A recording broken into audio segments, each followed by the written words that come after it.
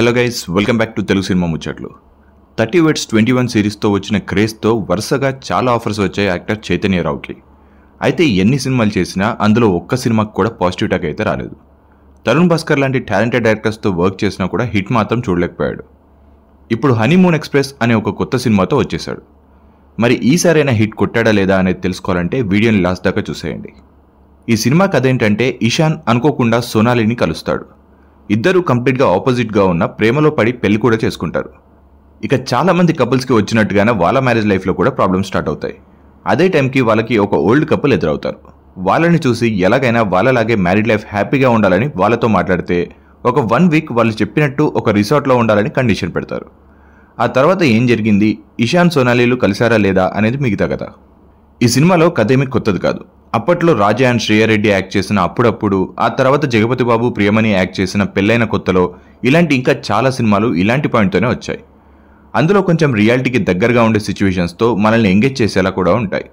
కానీ ఈ హనీమూన్ ఎక్స్ప్రెస్లో అలాంటి ఒక్క సిచ్యువేషన్ కానీ ఒక ఎగ్జైటింగ్ ఎలిమెంట్ కానీ అస్సలు కనిపించదు. అసలు ఫస్ట్ సీన్లోనే గ్రీన్ స్క్రీన్ యూజ్ చేసిన విధానంతోనే సినిమా ఎలా ఉండబోతుందో అర్థమైపోతుంది. మధ్యలో మల్టీవర్స్ అని, ప్యారలల్ లైఫ్ అని, టైం ట్రావెల్ అని కన్విన్స్ చేయడానికి ఏవేవో చెప్తుంటారు, కానీ ఆ సీన్స్ చూస్తున్నంతసేపు చాలా సిల్లీగా అనిపిస్తాయి. అట్లీస్ట్ మెయిన్ క్యారెక్టర్స్ మధ్యలో కాన్ఫ్లిక్ట్ ఎందుకు క్రియేట్ అయిందనేది సరిగ్గా ఎస్టాబ్లిష్ చేసి ఉంటే ఆ క్యారెక్టర్స్ కొంచెమైనా కనెక్ట్ అవ్వచ్చు. కానీ అవేవి చూపించకుండా డైరెక్ట్గా వాళ్ళ ప్రాబ్లమ్స్ సాల్వ్ చేసుకోవడం ఏంటో అర్థం కాదు. పోనీ కథ ఎలాగో ఇంట్రెస్టింగ్గా లేదు, కనీసం సీన్స్ ఏమైనా ఇంట్రెస్టింగ్గా ఉన్నాయా అంటే అవి ఇంకా దారుణం. సినిమా చూస్తున్నంతసేపు థియేటర్లో కూర్చొని సీరియల్ చూస్తున్నామా అనే ఫీలింగ్ తెప్పిస్తుంది.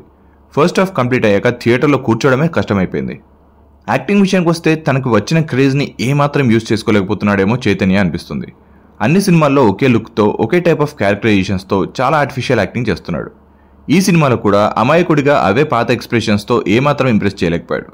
హెబ్బా పటేల్ కొన్ని సీన్స్ వరకు బాగానే చేసినా తనని ఎక్కువగా గ్లామర్ కోసమే యూజ్ చేసుకున్నట్టు అనిపించింది.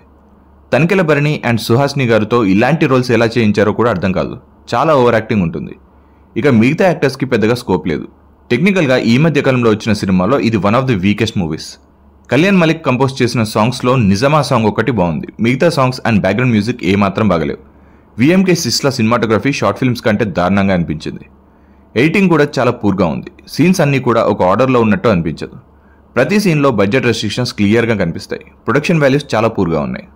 డైరెక్టర్ బాలరాజశేఖర్ని తీసుకున్న పాయింట్, ఎగ్జిక్యూషన్, డైలాగ్స్ ఇలా దేంట్లోనూ ఇంప్రెస్ చేయలేకపోయాడు. తనికెల భరణి, సుహాసిని, అలీ లాంటి సీనియర్ యాక్టర్స్ని ఆయన సినిమాలో యూజ్ చేసుకున్న విధానం చూస్తేనే తన ఆలోచన ఎంత వెనకబడి ఉంది అనేది అర్థమైపోతుంది. ఓవరాల్గా హనీమూన్ ఎక్స్ప్రెస్ ఒక సినిమా కాదు, ఒక చిన్న సైజ్ సీరియల్. మీకు వేరే ఏ మూవీ ఆప్షన్ లేకుంటే ఈ సినిమా ట్రై చేయండి, కానీ ఏమైనా కొత్తగా ఉంటుంది అని వెళ్తే మాత్రం థియేటర్ నుండి అంతే స్పీడ్గా బయటకు వచ్చేస్తారు. అది మ్యాటర్. మరి మీరు ఈ సినిమా ఆల్రెడీ చూసుంటే మీకు ఎలా అనిపించిందో కామెంట్ సెక్షన్లో చెప్పండి. అలాగే ఈ వీడియో నచ్చినట్లయితే ఈ వీడియోకి ఒక లైక్ కొట్టి మా ఛానల్కి సబ్స్క్రైబ్ చేసుకోవడం మాత్రం మర్చిపోకండి. Thank you for watching this video.